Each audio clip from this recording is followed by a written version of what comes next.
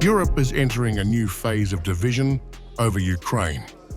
With war fatigue rising and budgets tightening, the EU is split between states pushing for aggressive new funding and others stalling over politics, corruption concerns, and domestic pressures. Sweden and Denmark are warning openly that Ukraine could face a financial collapse if Europe does not act now. Sweden says Europe is running out of time and that Ukraine will not withstand the spring without a major financial boost. Okay, thank you. We know that the Ukrainians need the financial muscles to be able to continue the war during the spring, and that's why the frozen Russian assets are central to this. And I welcome that the Commission is working on this. But the Swedish minister went even further. Poul Jonsson delivered a warning directed at Europe itself. Support for Ukraine is already dropping, and the trend is worrying. He said many countries are stuck in a crisis of high debt, low growth, and shrinking defense budgets. And Kyiv will pay the price unless Europe reverses course immediately.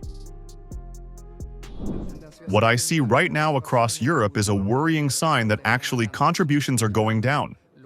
I think that's a combination that many countries right now are stuck in high debt, low growth.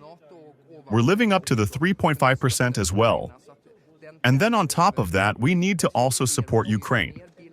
So I think it's self-evident for the Ukrainians to be able to continue their brave fight. Then they need the financial assets that are connected to the reparation loans, which I think is absolutely crucial. Denmark supports freeing the $140 billion, but complicates the debate by raising Ukraine's corruption scandals. Copenhagen says it is tracking every euro using external supervisors and demanding explanations from Kyiv, but insists the war effort cannot slow down. There are certainly no concerns about the factory in Denmark, because it is a Danish legislation that must be observed. Of course, I am concerned about the current corruption scandal in Ukraine. We do everything we can to follow the money we give. But having said that, I have always been open to the fact that there is a risk of potential corruption.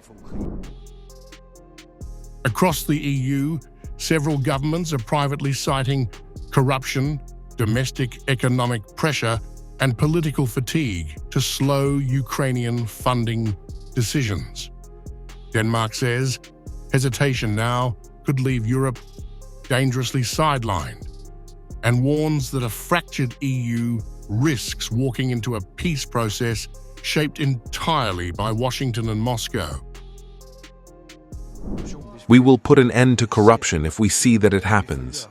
It is a clear impression that the Ukrainians themselves are very concerned about this issue. That is why you also have these independent authorities who were allowed to act. And that is also what we see as a challenge at the moment, that they then make these extensive investigations. Moscow is already exploiting Europe's split. Russian state Duma Speaker Vyacheslav Volodin unleashed a furious attack, calling the EU's plans theft and warning that Europe will pay back with interest. He accused Brussels of hiding behind legal shields and claimed Ursula von der Leyen is driving Europe into disaster. Those who encroach on our property are thieves and fraudsters, and there is no other way to interpret these actions. Von der Leyen and alike are using the opportunities they have created to make decisions that will not lead to anything good for European countries. Tomorrow they will have to pay it all back with interest. We need to develop countermeasures. In this regard, let us prepare an appeal to the Russian government.